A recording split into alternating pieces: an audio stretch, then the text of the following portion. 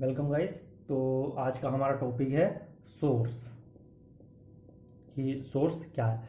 Source का मतलब है जो हमें एनर्जी प्रोवाइड करे। जैसे सन है, सन तो वो क्या है, एक सोर्स है, क्योंकि वो हमें एनर्जी प्रोवाइड करता है। तो ऐसे ही हम अपने इलेक्ट्रिकल सिस्टम में जो सोर्स यूज़ करते हैं, हम आज उसके बारे में बात करेंगे। तो सोर्स कितने टाइप के होते हैं? There are two types. एक होता है इंडिपेंडेंट इंडिपेंडेंट सोर्स, और दूसरे होते हैं dependent source. Dependent source, independent source. Independent का मतलब यह है कि ये इंडिपेंडेंट हैं, ये ना ही तो किसी से एनर्जी ले रहे हैं, ये सर्किट को एनर्जी प्रोवाइड कर रहे हैं। और डिपेंडेंट का मतलब ये हो गया कि ये किसी पे डिपेंडेंट है, या ये फिर किसी की और सोर्स की एनर्जी पर डिपेंड है। तो इसमें भी दो टाइप्स के होते हैं। पहला होता है वोल्टेज सोर्स, और दूसरा होता है हमारा करंट सोर्स। और डिपेंडेंट में भी यही होता है, एक वोल्टेज सोर्स और दूसरा होता है हमारा करंट सोर्स।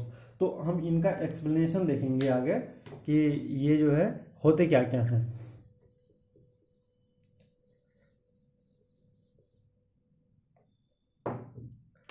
तो पहले हम बात करते हैं इंडिपेंडेंट के बारे में। इंडिपेंडेंट सोर्स, अब इंडिपेंडेंट सोर्स मतलब जो कि इंडिपेंडेंट है, मतलब सर्किट को जो खुद ही एनर्जी प्रोवाइड कर रहे हैं, वो इंडिपेंडेंट सोर्स हैं। अब अगर हम इसके रिप्रेजेंटेशन की जैसे बात करें, तो ये है जैसे अगर कहीं भी अगर पोलैरिटी की बात की गई है तो वो हमेशा वोल्टेज की ही बात की गई होगी। अगर इसको बोल दें ये और ये, इसमें एक टर्मिनल बड़ा होता है, एक टर्मिनल छोटा होता है। जो बड़ा होता है वो पॉजिटिव, जो छोटा होता है वो निगेटिव। तो ये दोनों क्या हैं? ये डीसी सोर्स हैं। और ऐसे ही अगर हम एसी की बात करें तो ये क्या है? एसी सोर्स है। साइन ओमेगा टी ले लेते हैं इसको। और दूसरा ये है कि ये एंगल की फॉर्म में भी दे दे सकते हैं इसको। तो ये दोनों क्या हैं? ये एसी वोल्टेज सोर्स हैं दोनों। तो ये हमारा जो क्या था, इंडिपेंडेंट, ये हमने बात की थी वोल्टेज सोर्स की, ये उसका रिप्रेजेंटेशन है। अब अगर हम बात करें जैसे आइडियल वोल्टेज सोर्स,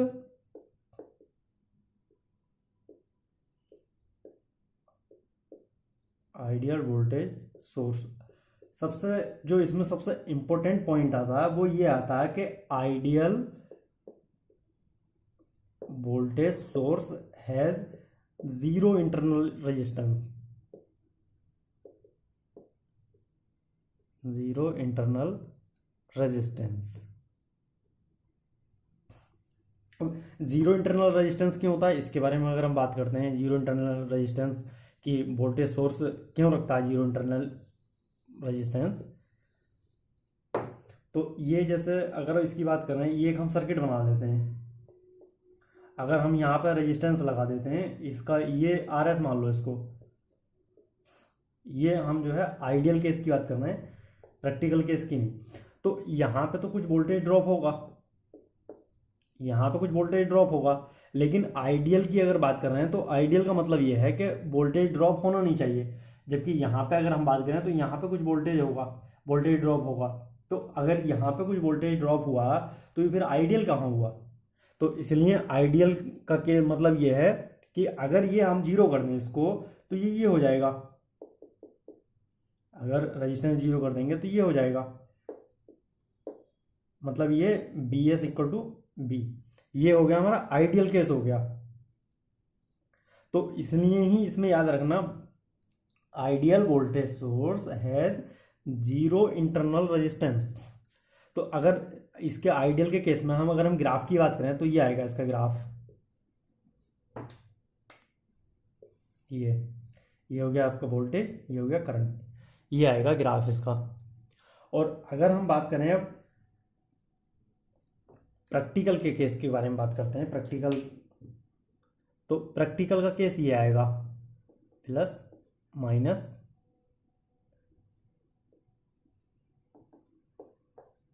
ये आर एस और ये B S.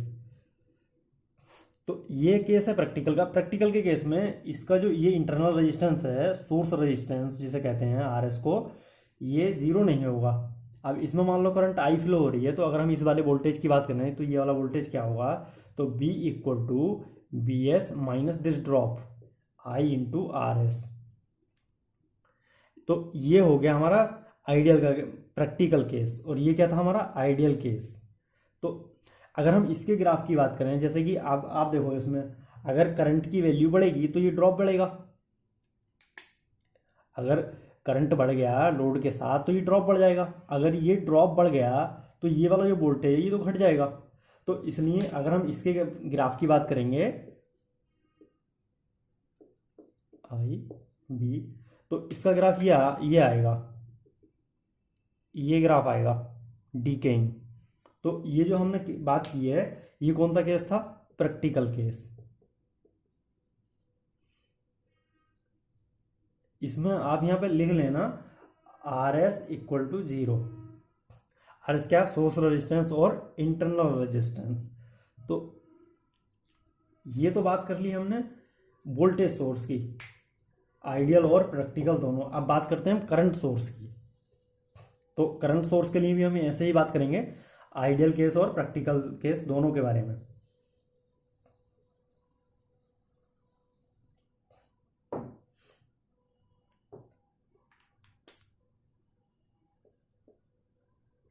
Current source actual में हमें यह लिखना है independent current source, independent current source. अगर हम इसके रिप्रेजेंटेशन की बात करें ये आएगा। अगर हम बात करते हैं पोलैरिटी की, ठीक है, पोलैरिटी की अगर बात करेंगे तो वो वोल्टेज का केस होगा, या फिर वोल्टेज के केस में पोलैरिटी ही पूछी जाएगी, क्योंकि हमें पता होना चाहिए पोलैरिटी, तभी हम न्यूमेरिकल सॉल्व कर पाएंगे या कैलकुलेशन कर पाएंगे। और अगर हम करंट के बारे में बात करेंगे तो हमें पता होना चाहिए डायरेक्शन के बारे में, क्योंकि करंट के केस में डायरेक्शन इंपॉर्टेंट है और वोल्टेज के केस में पोलैरिटी इंपॉर्टेंट है।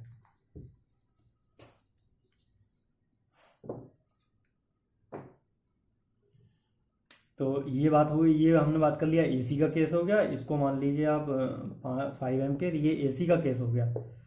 और अगर इसके बारे में अगर हम वैसे डीसी के केस के बारे में बात करें तो सिर्फ एक एरो बना हुआ होगा, इसको आइए से मान लो, ये कौन सा केस हो गया, ये डीसी का केस हो गया। तो ये इसके रिप्रेजेंटेशन की बात हो गई इंडिपेंडेंट करंट सोर्स की। तो अगर हम आइडियल के बारे में बात करें, आइडियल करंट सोर्स,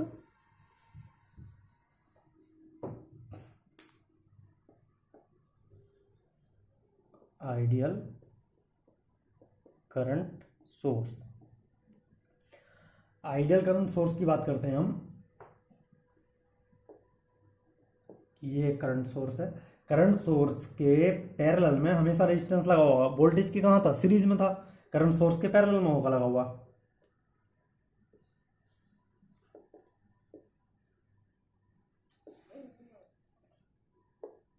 यस,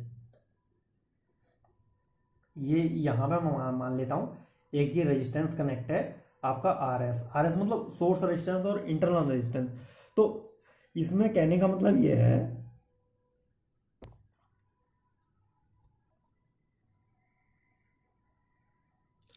कि आर एस जो है क्या है, पहली बात तो इसका नाम लिख लेना, R S equal to source resistance और इंटरनल रेजिस्टेंस। तो आर एस अगर इन्फिनिटी रहेगा, इन्फिनिटी का अच्छा रेजिस्टेंस अगर जीरो है तो क्या, शॉर्ट सर्किट, और अगर रेजिस्टेंस इन्फिनिटी है तो ओपन सर्किट। चलो ये शॉर्ट सर्किट ओपन सर्किट का कॉन्सेप्ट है, मैं थोड़ा और डिटेल्ड में इसको समझा दूंगा फिलहाल में, लेकिन इस वाले कॉन्सेप्ट को याद रखना। तो अगर हम इसकी बात कर लिए हमने, क्या अगर आइडियल करंट सोर्स के लिए जो इंटरनल रेजिस्टेंस है वो क्या होना चाहिए, इनफाइनाइट। मतलब यहाँ पे अगर हम लिखें ideal current source has internal resistance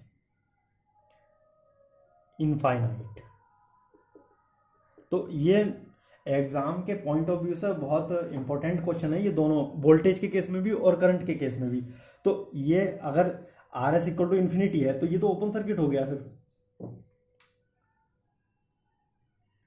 open circuit हो गया। अब ओपन सर्किट हो गया तो इसका मतलब ये है कि यहाँ पे कोई ड्रॉप ही नहीं होगा। जब ड्रॉप होगा ही नहीं तो इसमें लॉस भी नहीं होगा। तो इसके लिए क्या है कि जो भी करंट ये जाएगी वो यहाँ तक जाएगी, लोड तक, आपके इधर जो भी आपका लोड लगा हुआ होगा। तो अगर हम इस वाले केस के बारे में बात करें कि इसका जो ग्राफ आएगा वो ऐसा आएगा, ये वाली लाइन में इरेज कर देता हूँ, इस वाली लाइन को लिख लेना, ये बहुत इंपॉर्टेंट लाइन है।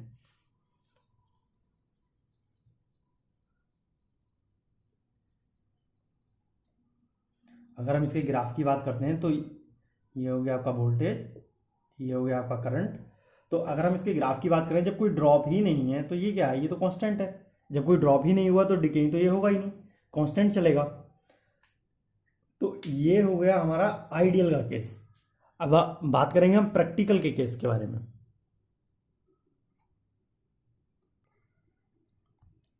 तो इसमें जो है कंफ्यूज नहीं होना, इसको मैं हाफ हाफ कर देता हूँ। ये कौन सा वाला केस है, ये जो आपका केस है ये है आइडियल करंट सोर्स। और दूसरे वाले की बात करते हैं, चलो इसको हाफ कर देते हैं इधर से। अब बात करते हैं हम दूसरा वाला प्रैक्टिकल का केस। प्रैक्टिकल के केस में अगर हम बात कर रहे हैं तो ये हमारा सोर्स करंट, इसके पैरेलल में एक रेजिस्टेंस कटा हुआ, that is called source resistance और इंटरनल रेजिस्टेंस। ये वोल्टेज, टर्मिनल वोल्टेज भी। अगर हम बात करते हैं तो अगर हम बोलें कि यहाँ पे करंट आई गई लोड के लिए, तो कुछ ड्रॉप तो इसमें भी जरूर होगा। इसको I1 मान लेते हैं, तो कुछ ड्रॉप तो होगा। अब इसके जो अक्रॉस जो वोल्टेज होगा वो भी होगा। तो अब हम अगर I की बात करें, जो हमारा ये वाला करंट है, I equal to IS minus I1, मतलब IS minus I1 equal to V upon RS। अब अगर ये टर्मिनल वोल्टेज चेंज हुआ, ये जो टर्मिनल वोल्टेज है अगर ये बढ़ गया, तो ये जो वोल्टेज है अगर ये बढ़ जाएगा, जब ये वोल्टेज बढ़ जाएगा तो ये जो I है ये तो घट जाएगा। अब अगर ये I घट गया तो ये वाला ग्राफ नहीं आएगा अब इसके लिए, अब इसके लिए ग्राफ डिकेइंग आएगा।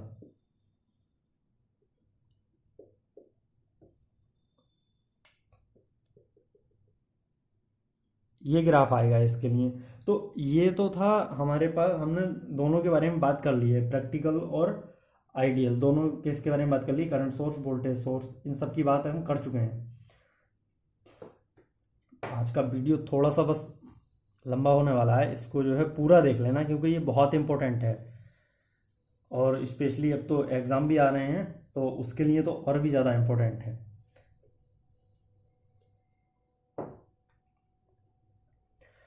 कुछ कैलकुलेशन के बेस से बता देते हैं। अगर ये दो वोल्टेज सोर्स हैं हमारे पास, एक V1 एक V2, तो ये दोनों सीरीज में जुड़े हुए हैं। पोलैरिटी अगर हम देखें इसमें, अगर हम आप इसमें KVL अगर इसमें अप्लाई करेंगे ऐसा करके, ये ऐसा आएगा, ये प्लस माइनस ये सीरीज में है। तो इसका मतलब ये जो है ऐसा हो जाएगा, बोल सकते हैं हम इसको V1 प्लस V2। एक केस ही आ जाएगा। अगर इसी की ही पोलैरिटी अगर चेंज होती है, मान लीजिए इसको हम ऐसा कर देते plus minus minus plus, polarity में ध्यान रखना, plus minus plus minus plus minus minus plus, तो ये V1 ये V2। तो अगर हम इसकी बात करें इक्विवेलेंट के बारे में इसके, तो ये आएगा यहाँ पे V1 माइनस V2। ये दो केस हो गए हमारे पास। और अब तीसरा केस डिस्कस करते हैं। अगर दो वोल्टेज सोर्स पैरेलली कनेक्टेड हैं, V1 V2। अब वोल्टेज सोर्स अगर पैरेलल कनेक्टेड हैं तो इसके लिए सबसे पहली कंडीशन तो यही है कि V1 और V2 इक्वल होने चाहिए। अगर V1 और V2 इक्वल नहीं होंगे तो ये पैरेलल में कनेक्ट हो ही नहीं सकते, क्योंकि पैरेलल में वोल्टेज सेम रहता है। ये कंडीशन है इसकी। चलिए अगर फोर्थ नंबर का केस है, एक केस और डिस्कस कर लेते हैं इसको। प्लस माइनस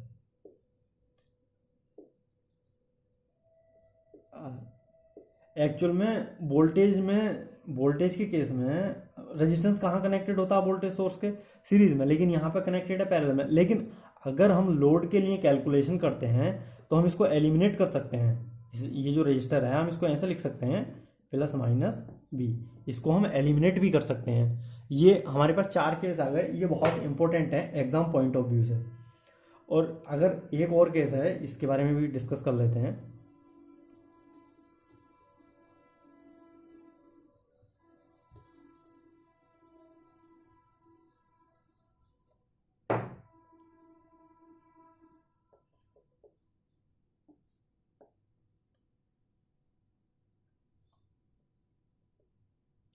ये आई, ये बी, ये case number 5।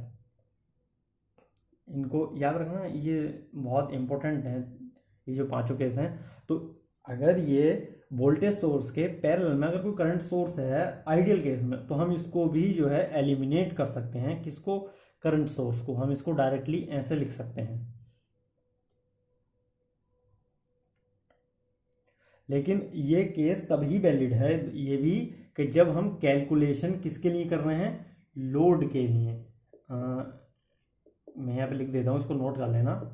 Calculation for load voltage, load voltage.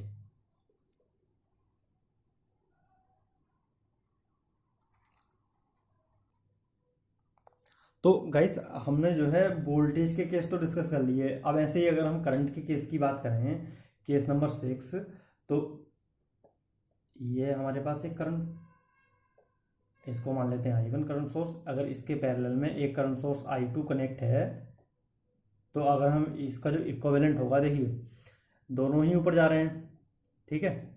अगर दोनों ही केस ऊपर जा रहे हैं तो क्या लगेगा हमारे पास? केसीएल अगर हम इसमें लगाएंगे तो क्या होगा? ये सॉरी, I1 प्लस I2, दोनों अगर पैरेलल में है। अच्छा, अगर साथ में इसमें अगला केस डिस्कस करें नंबर 7, तो ये होगा नंबर 7,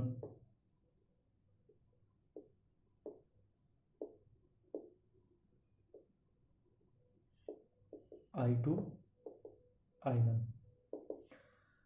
एक डायरेक्शन ऊपर है, एक नीचे है, दोनों पैरेलल में कनेक्टेड हैं। अगर इसमें केसीएल की अगर हम बात करें, तो ये क्या हो, इसमें जो होगा वो क्या होगा?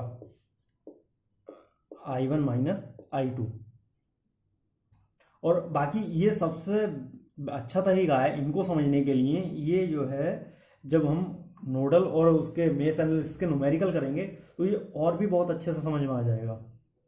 तो और एक केस नंबर 8 आता है। केस नंबर 8 में क्या है कि अगर आपके पास दो सोर्स अगर सीरीज में लगे हुए हैं, तो अगर ये सीरीज में लगे हुए हैं तो इसकी तो कंडीशन ही यही है कि दोनों करंट सोर्स अगर सीरीज में लगे हुए हैं, तो वो दोनों सोर्स का मैग्नीट्यूड इक्वल होना चाहिए। ये इसकी कंडीशन है। और हमारे पास कितने, हमने अब तक 8 केस डिस्कस कर लिए हैं, बस 2 केस और हैं।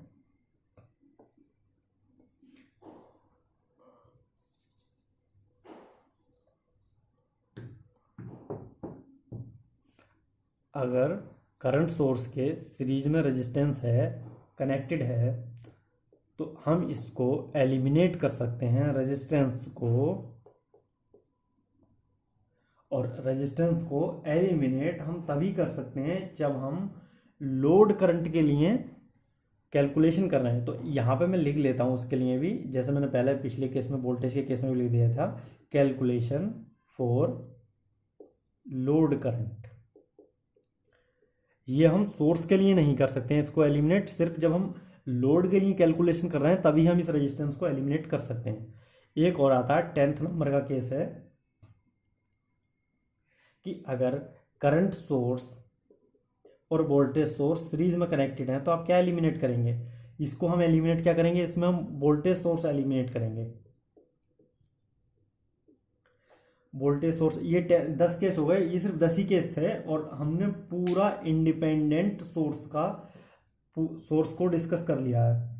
तो ये जो दोनों केस हैं, ये अगर हम इसकी बात करें केस नंबर 9th और 10th की, तो ये दोनों के दोनों केस जो हैं किसके लिए हैं? लोड करंट के लिए। ये इसमें लिख लेना, ये बहुत इंपॉर्टेंट पॉइंट है। ये तभी ये वैलिड है। आप यहाँ से वोल्टेज सोर्स को तभी एलिमिनेट कर सकते हैं जब आप लोड करंट के लिए कैलकुलेशन कर रहे हैं।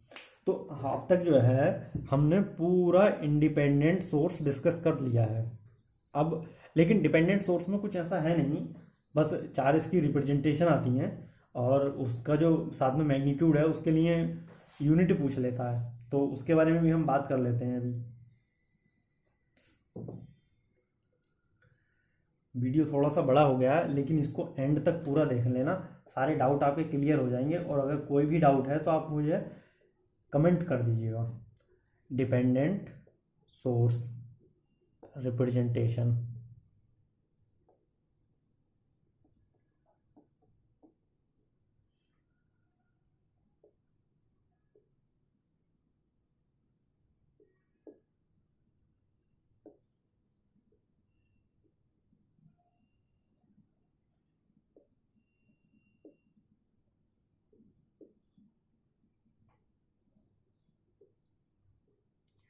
इसके बाद जो है मैं इसको याद करने के लिए भी बता दूंगा। इसके बाद ये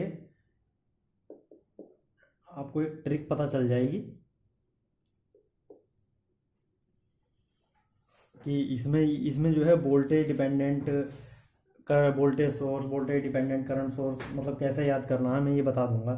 अब देखिए, सबसे पहली बात तो ये पे इनका मैग्नीट्यूड और लिख देते हैं। इसका है ए बी एक्स मान लेते हैं, इसका मान लेते हैं B I X, C B X, D I x.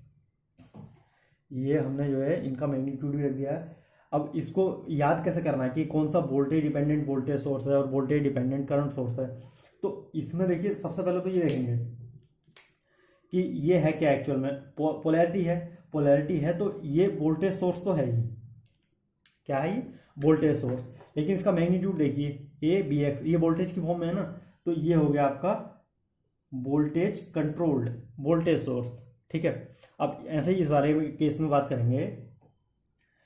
इसकी अगर हम पोलैरिटी की बात करें प्लस माइनस, ये प्लस माइनस पोलैरिटी दी हुई है। पोलैरिटी किस केस में दी जाती है, वोल्टेज के केस में। तो ये सोर्स कौन सा हुआ, वोल्टेज सोर्स का केस हुआ। लेकिन इसके पास में जो मैग्नीट्यूड दिया हुआ है वो क्या है, B I X. I X क्या है, करंट, मतलब मैग्नीट्यूड करंट की फॉर्म में दिया हुआ है।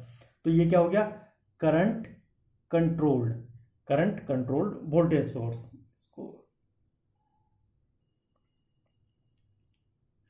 और इसकी बात करते हैं तीसरे की, ये डायरेक्शन इसमें दी हुई है। अगर डायरेक्शन इसमें जब भी देता है तो डायरेक्शन के केस में क्या आता है, करंट सोर्स। ये कौन सा सोर्स है, करंट सोर्स है। लेकिन इसका जो मैग्नीट्यूड है वो वोल्टेज की फॉर्म में दिया हुआ है, सी इंटू बी एक्स। तो अगर मैग्नीट्यूड वोल्टेज की फॉर्म में दिया हुआ है तो ये कौन सा हुआ, वोल्टेज कंट्रोल्ड। ऐसे ही अगर हम इसके बारे में बात करें, डायरेक्शन दी हुई है यानी कि कौन सा सोर्स है, करंट सोर्स। लेकिन इसका मैग्नीट्यूड जो दिया हुआ है वो करंट की फॉर्म में दिया हुआ है, करंट की फॉर्म में दिया हुआ है। तो ये क्या हो गया, करंट कंट्रोल्ड, यानी कि voltage controlled voltage source, current controlled voltage source, voltage controlled current source, current controlled current source.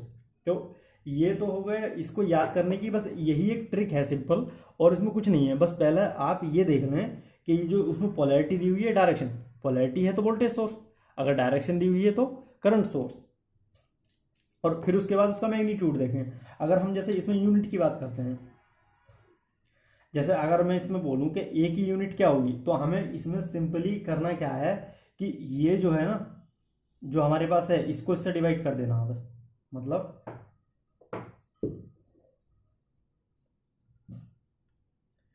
Voltage source है, ठीक है, डिवाइड बाई क्या है, ये पहला वाला क्या है, वोल्टेज कंट्रोल। ठीक है, तो वोल्टेज सोर्स है, ये वोल्ट में होगा, वोल्टेज कंट्रोल है, ये वोल्ट कट गया। तो इसकी यूनिट क्या होगी, ए की जो यूनिट होगी ये होगा यूनिट लेस। ठीक है, अगर हम बी की बात करें कि इसमें बी की यूनिट क्या होगी, तो ये क्या है, वोल्टेज सोर्स है। क्या है ये, करंट कंट्रोल है। अगर वोल्टेज सोर्स है तो वोल्टेज की इसकी यूनिट वोल्ट होगी, करंट है तो ये एम्पियर में होगा। तो इसमें बी की यूनिट क्या आ गई हमारी, ओम। इसकी बात करते हैं, ये क्या है हमारे पास, करंट सोर्स है। तो इसको इससे डिवाइड कर दो जो इसका मैग्नीट्यूड है। करंट की बात करने तो एम्पियर में होगा, और अगर हम वोल्टेज की बात करते हैं तो वोल्ट में होगा। तो यानी कि ये क्या हो गया, ये हो गया आपका ओम इनवर्स और मो, मतलब सी की जो यूनिट होगी वो मो। ऐसे ही अगर इसमें बात करें हम, ये क्या है, करंट सोर्स, क्या है, करंट कंट्रोल, दोनों ही करंट है ऊपर नीचे, तो एम्पियर अपॉन एम्पियर, एम्पियर से एम्पियर कट गया, तो यहाँ पे डी क्या होगा, यूनिट लेस होगा। ये सिर्फ एग्जाम के ऑब्जेक्टिव में पूछ लिए जाते हैं क्वेश्चन, तो बस इनको याद करने की यही ट्रिक है। अगर आपके पास कोई भी क्वेश्चन है या कोई भी डाउट है तो आप कमेंट कर सकते हैं, I will reply. Thanks for watching.